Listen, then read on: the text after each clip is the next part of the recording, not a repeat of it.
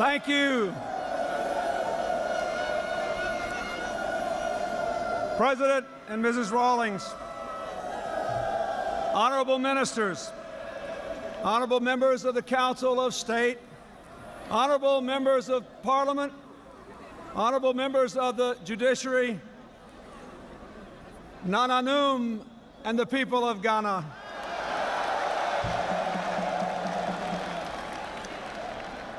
Mitsea. America for Chiamo.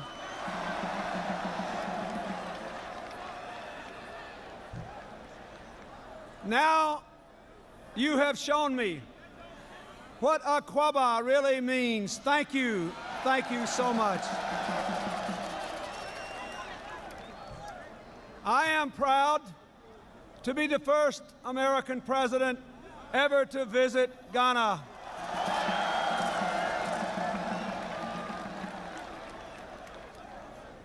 And to go on to Uganda, Rwanda, South Africa, Botswana, and Senegal. It is a journey long overdue. America should have done it before, and I am proud to be on that journey. Thank you for welcoming me. I want to listen and to learn. I want to build a future partnership between our two people. And I want to introduce the people of the United States through my trip to the new face of Africa. From Kampala to Cape Town, from Dakar to Dar-Es-Salaam, Africans are being stirred by new hopes for democracy and peace and prosperity. Challenges remain, but they must be to all of you a call to action, not a cause for despair. You must draw strength from the past and energy from the promise of a new future. My dream for this trip is that together we might do the things so that 100 years from now, your grandchildren and mine will look back and say, this was the beginning of a new African Renaissance.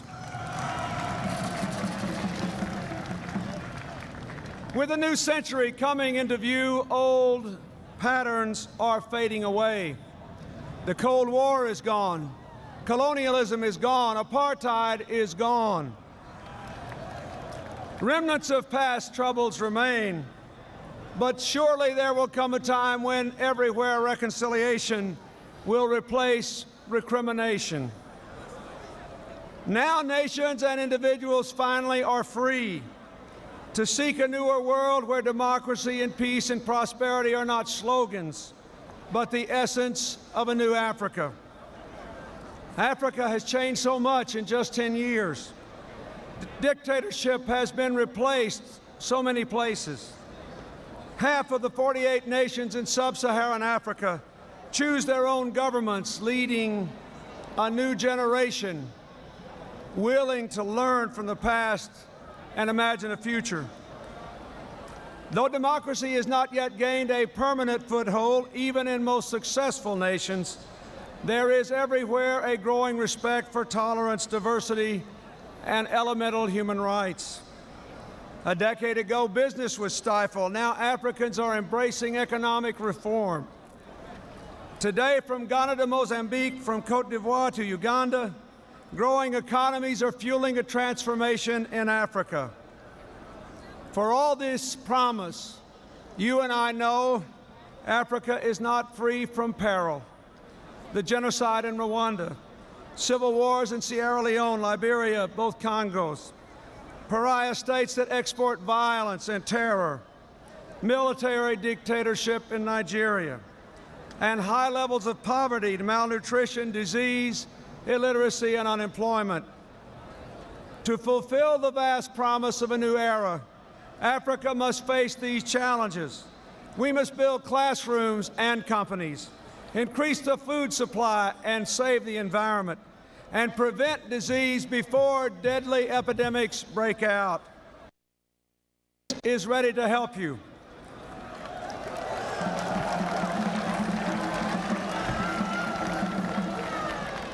First, my fellow Americans must leave behind the stereotypes that have warped our view and weakened our understanding of Africa. We need to come to know Africa as a place of new beginnings and ancient wisdom from which, as my wife, our First Lady, said in her book, we have so much to learn. It is time for Americans to put a new Africa on our map. Here in Independence Square, Ghana blazed the path to that new Africa. More than 4 decades ago, Kwame Nkrumah proposed what he called a motion of destiny as Ghana stepped forward as a free and independent nation. Today, Ghana again lights the way for Africa. Democracy is spreading, business is growing, trade and investment are rising. Ghana has the only African-owned company today on our New York Stock Exchange.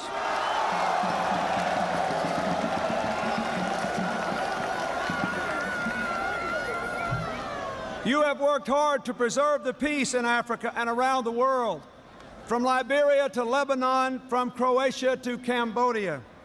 And you have given the world a statesman and peacemaker in Kofi Annan to lead the United Nations.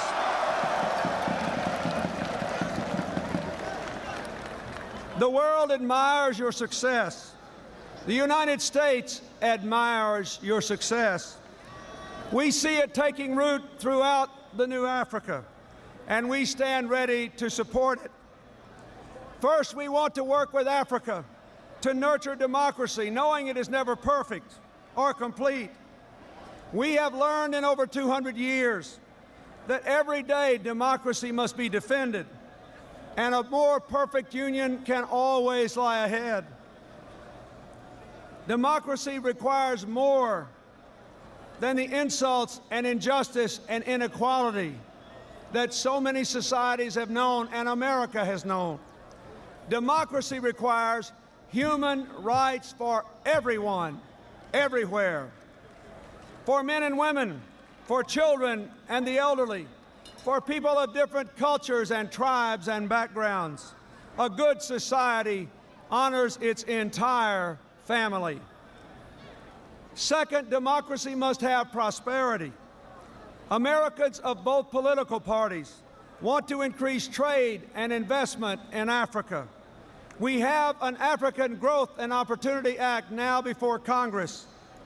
Both parties' leadership are supporting it. By opening markets and building businesses and creating jobs, we can help and strengthen each other.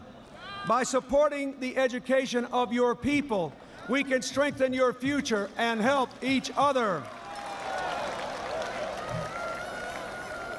For centuries, other nations exploited Africa's gold, Africa's diamonds, Africa's minerals. Now is the time for Africans to cultivate something more precious, the mind and heart of the people of Africa through education. Third, we must allow democracy and prosperity to take root without violence. We must work to resolve the war and genocide that still tear at the heart of Africa. We must help Africans to prevent future conflicts. Here in Ghana, you have shown the world that different peoples can live together in harmony. You have proved that Africans of different countries can unite to help solve disputes in neighboring countries. Peace everywhere in Africa will give more free time and more money to the pressing needs of our children's future. The killing must stop if a new future is to begin. Fourth and finally, for peace and prosperity and democracy to prevail, you must protect your magnificent natural domain. Africa is mankind's first home. We all came out of Africa. We must preserve the magnificent natural environment that is left. We must manage the water and forest, We must learn to live in harmony with other species. You must learn how to fight drought and famine and global warming. And we must share with you the technology that will enable you to preserve your environment and provide more economic opportunity to your people. America has good reason to work with Africa. 30 million Americans, more than 1 in 10, proudly trace their heritage here. The first Peace Corps volunteers from America came to Ghana over 35 years ago. Over 57,000 have served in Africa since then. Through blood ties and common endeavors, we know we share the same hopes and dreams to provide for ourselves and our children, to live in peace and worship freely, to build a better life than our parents knew, and pass a brighter future on to our children. America needs Africa. America needs Ghana as a partner in the fight for a better future. So many of our problems do not stop at any nation's border. International crime and terrorism and drug trafficking, the degradation of the environment, the spread of diseases like AIDS and malaria, and so many of our opportunities cannot stop at a nation's border. We need partners to deepen the meaning of democracy in America, in Africa, and throughout the world. We need partners to build prosperity. We need partners to live in peace. We will not build this new partnership overnight, but perseverance creates its own reward. An Ashanti proverb tells us that by coming and going, a bird builds its nest. We will come and go with you and do all we can as you build the new Africa. A work that must begin here in Africa, not with aid or trade, though they are important, but first with ordinary citizens, especially the young people in this audience today. You must feel the winds of freedom blowing at your back, pushing you onward to a brighter future. There are roughly 700 days left until the end of this century and the beginning of a new millennium. There are roughly 700 million Africans in sub-Saharan Africa. Every day and every individual is a precious opportunity. We do not have a moment to lose, and we do not have a person to lose. I ask you, my friends, to let me indulge a moment of our shared history in closing. In 1957, our great civil rights leader, Martin Luther King, came to Accra to help represent our country as Ghana celebrated its independence. He was deeply moved by the birth of your nation. 6 years later, on the day after W.E.B. Du Bois died here in Ghana in 1963, Dr. King spoke to an enormous gathering like this in Washington. He said these simple words, "I have a dream that all Americans might live free and equal as brothers and sisters." His dream became the dream of our nation and changed us in ways we could never have imagined. We are hardly finished, but we have traveled a long way on the wings of that dream. Dr. Du Bois, a towering African-American intellectual, died here as a citizen of Ghana and a friend of Kwame Nkrumah. He once wrote, "The habit of democracy must be to encircle the earth." Let us together resolve to complete the circle of democracy, to dream the dream that all people in the entire earth will be free and equal, to begin a new century with that commitment to freedom and justice for all, to redeem the promise inscribed right here on Independence Arch. Let us find the future here in Africa, the cradle of humanity. Medasa. America Dasa. Thank you, and God bless you.